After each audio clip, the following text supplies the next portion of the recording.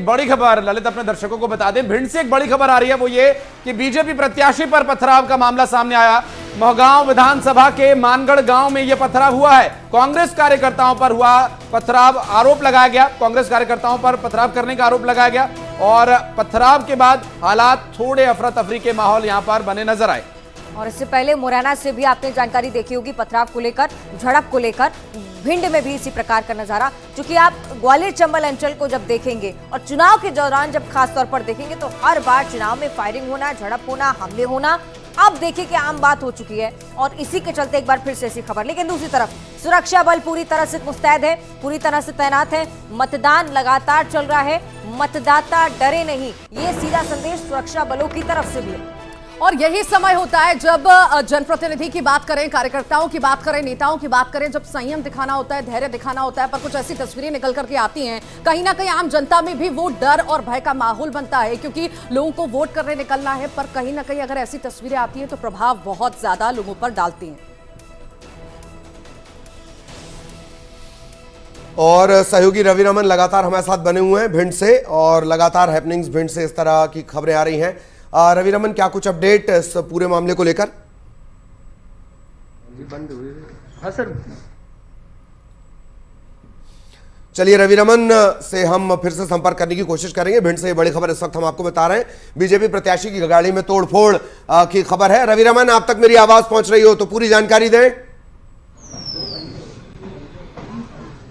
ललित, मैं आपको बताऊं कि भिंड जिले की 5 विधानसभा में इस समय शांतिपूर्ण मतदान चल रहा था, लेकिन महगांव विधानसभा क्षेत्र से एक पथराव और गोलीबारी की घटना सामने निकल कर आई है, जहां पर बीजेपी के जो प्रत्याशी हैं राकेश शुक्ला, उनके ऊपर बताया जा रहा है कि मानहड़ जो गांव है गोरमी थाना क्षेत्र के अंतर्गत आता है, यहां पर कुछ ग्रामीण जनों के द्वारा पथराव किया गया, जो कि उनके पैर और सिर में थोड़ी मामूली चोटें आई हैं। कोई ज्यादा बड़ी घटना सामने निकलकर नहीं आई है ललित।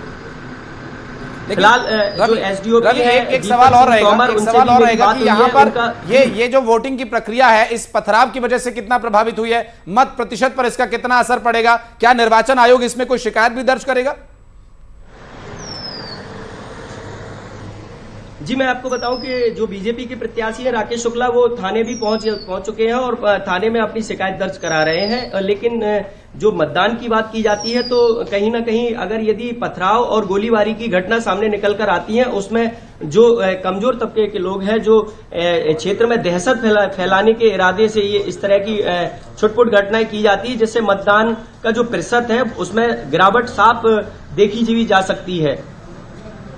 बहुत शुक्रिया आपका रवि, इस पूरे मामले पर जानकारी देने के लिए। भिंड से हमारे सहयोगी रवि रमन बता रहे हैं कि यहां पर जो स्थिति है वो नियंत्रण में जरूर है, लेकिन हालात संवेदनशील बने हुए हैं। वोट की जो प्रक्रिया है वो प्रभावित ना हो, इसके लिए जो अतिरिक्त पुलिस फोर्स है उसके लिए अब कॉल किया गया है जरूर। हालांकि अभी तक जो निश्चित पुलिस फोर्स थी वो तो वहां पर तैनात थी ही, लेकिन आगे स्थिति खराब ना हो, हालात नियंत्रण से बाहर ना हो जाए, इसके लिए और वहां पर फोर्स को बुलाया गया। बीजेपी प्रत्याशी की तरफ से जो शिकायत दी गई है वो शिकायत कांग्रेस के कार्यकर्ताओं के खिलाफ दी गई है।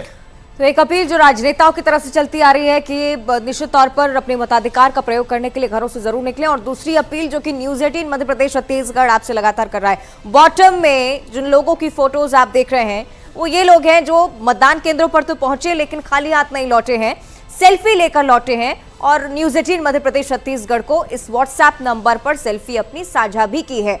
आप भी ये कर सकते हैं, जैसे ही मतदान केंद्र पर पहुंचे, जैसे ही मतदान करें, सेल्फी जरूर भेजें।